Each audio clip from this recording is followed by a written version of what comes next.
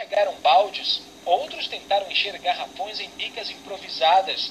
É por isso que os moradores do bairro de São Caetano querem entrar com uma ação coletiva na justiça. Pretendemos entrar com ação indenizatória contra a Embasa e a CCR Metrô pela falta de compromisso em mandar carro-pipa para suprir a necessidade da nossa comunidade. Então esse sofrimento não vai ficar impune.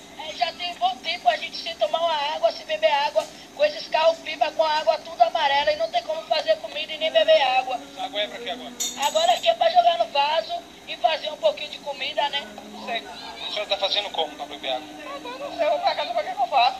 Segundo a Comissão de Defesa do Consumidor da OAB, a empresa responsável pode ser acionada judicialmente por danos morais e materiais.